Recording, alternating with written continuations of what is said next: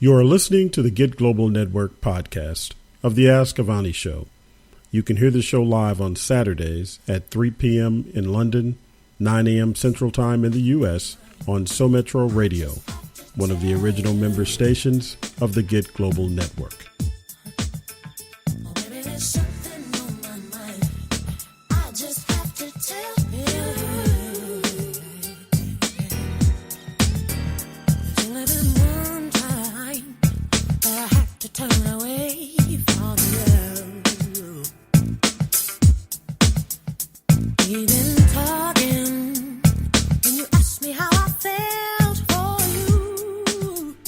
Good afternoon. This is the Ask-Avani Show right here on SoMetro Radio. You are tuned in. We're here with me, your UK Soul Queen Diva. My very special guest today on the Ask-Avani Show will be a great visionary, business entrepreneur, well-known, highly successful music industry consultant executive and professor of music studies, Mr. Kevin Shine. Wow. Wow, that was a great introduction. I don't know how to come behind that. Welcome to the Ask-Avani Show. Thank you so much for giving me some of your time today. I wanted to speak to you because of your many achievements and successes in the music industry, plus the many well-known artists you have helped to discover and that you've worked with. I have to say, you have become so well known as one of the most high-profile movers and shakers who people definitely want to get in contact to do business with, and the person who artists want to have listened to their music to take their career to the next level and obviously, hopefully, to the pinnacles of success.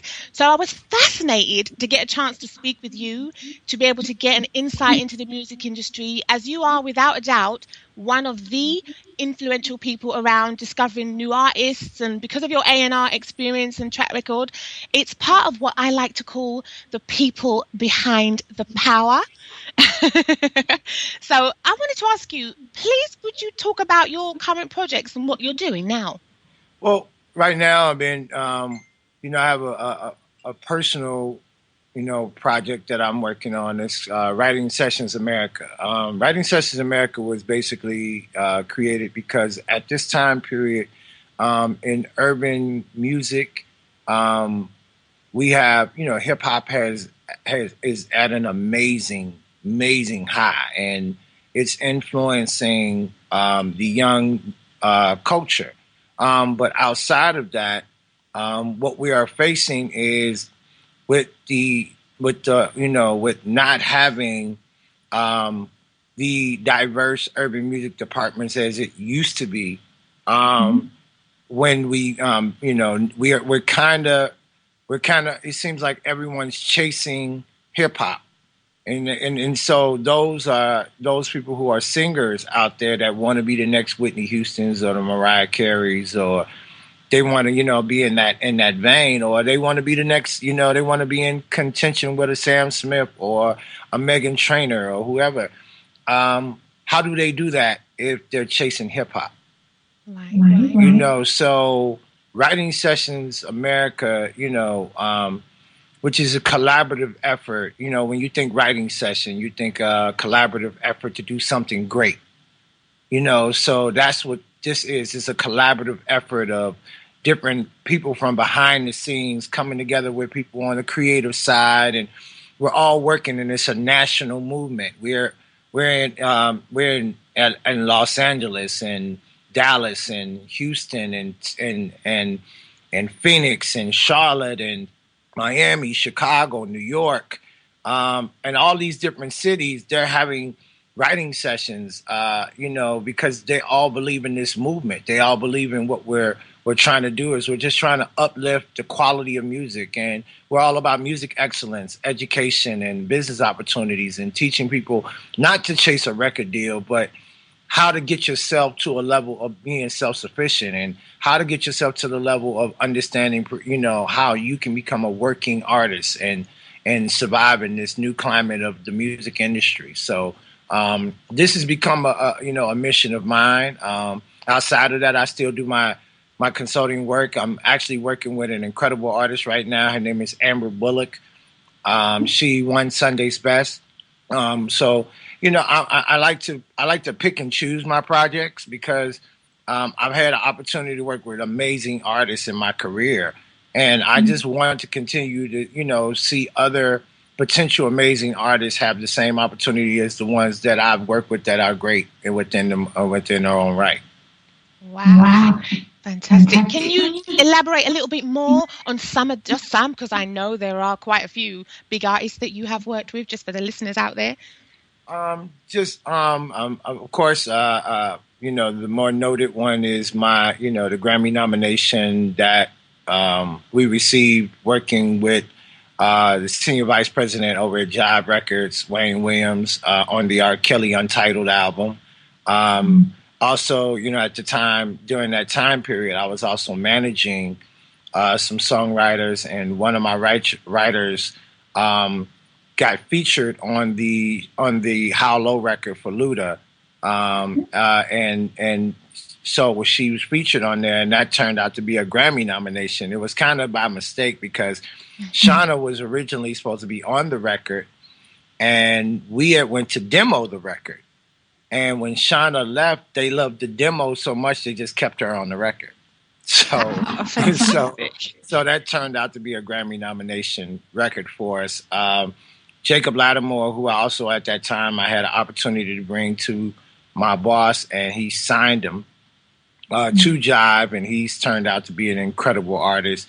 But also, working with Kim Burrell, and then earlier on in his knowing him since he was 15 years old and working with him most of his career until, of course, he moved on and started doing his own thing, was Kanye West.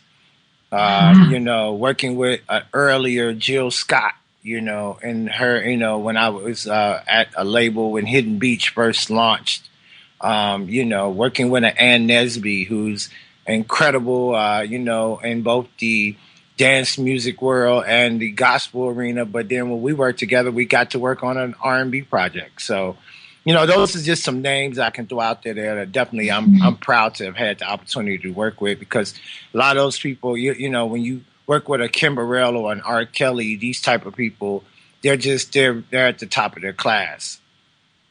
Absolutely. I mean, everybody who's listening to the show, they will have heard of, I think, just about every single one of those artists that you have just mentioned. So yes, everyone, you should know that this is a man who is very experienced. Obviously, we know very successful, and you have been doing this for a long time. So you definitely know a thing or two about finding good artists, don't you?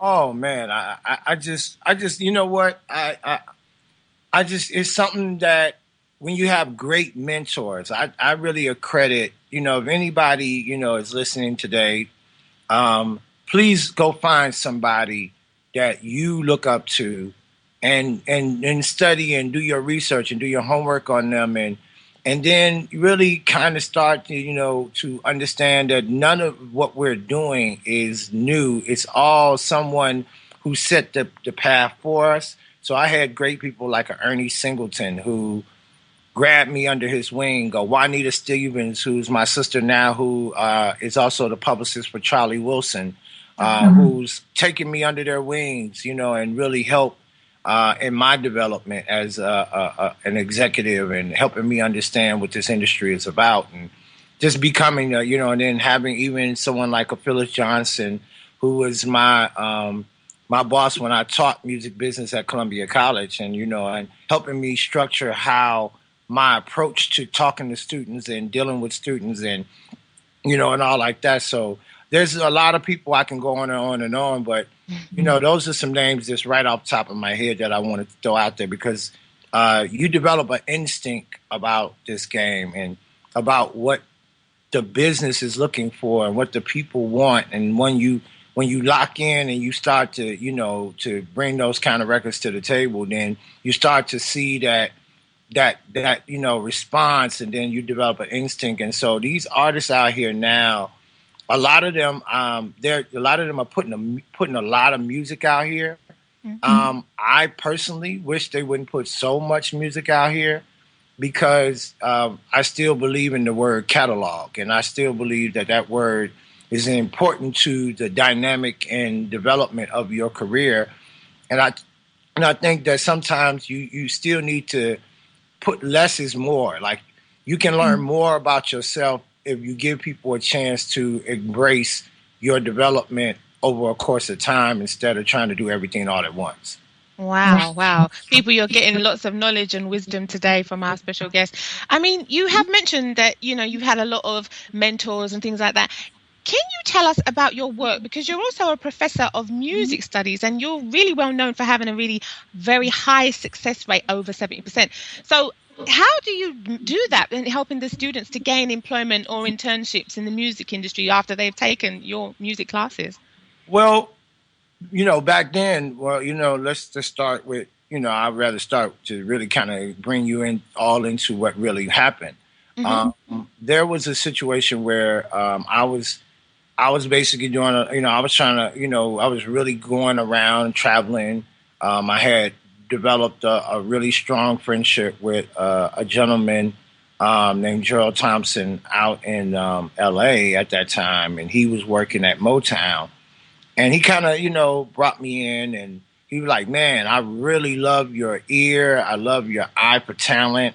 He was like, where did that come from? And I said, well, I worked in theater as a director, and I graduated top of my class as a director in theater at Columbia College in Chicago. And I said, so I always had to deal with picking talent, via picking actors and actresses for parts. I said, so when I kind of went, and then I was raised in music. My family has always been in music. I mean, I basically was raised in a record store. So my uncle had a band, and I'm used to having a Shaka Khan or Minnie Riperton or someone else show up. And then he also had a band. So sometimes, after hours when he was shut down, some of them artists would come back and sit in on some of the jam sessions. Wow. With him. And so you be around music all the time. And so you kind of develop an instinct about what music is. And so as you move forward in your life, you don't know how these things are going to work out. And then one of my cousins, her name is Shirley Strawberry. That's how they know her now. We called her Shirley Clark for a long time. But she worked under Tom Joyner, and she also worked under Doug Banks. And, and now she works with Steve Harvey.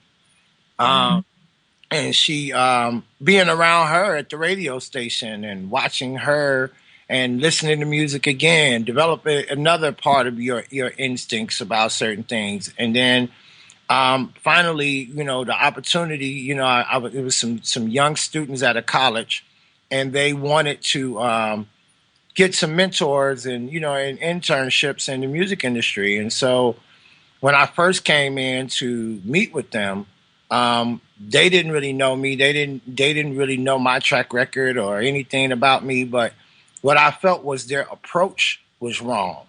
And I said, so what is it that you guys really need? They said, well, we're just trying to raise some money so we can fly in all these executives. So I helped them kind of reformat their plan. I helped them execute their plan.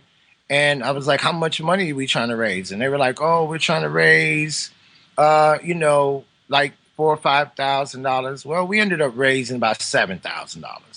Wow, fantastic. Literally just doubling it overnight with just from your input. It changed their world. Well, we flew in a lot of executives, and we put them up, and, we made it very clear to them that in bringing them in, that we were looking for them to help us, initiate this program. And so luckily, about 2 or 3 months later, that one of the heads of the organization was recruited to go to New York to work as under the senior at that time under the senior VP of A&R. And it was really incredible because it really opened that door up to let these students know that this is real and that this could really happen. And so once that happened, and what was funny is the executive, which is a very well-known person who at that time, his name was Daddy-O. He used to be with a group called Stetsasonic, which is a very well-known rap group, if you do your homework. And me and Daddy-O brought one of the interns on, and from that moment on, everything just turned into this organization went from like 7 or 8 students to almost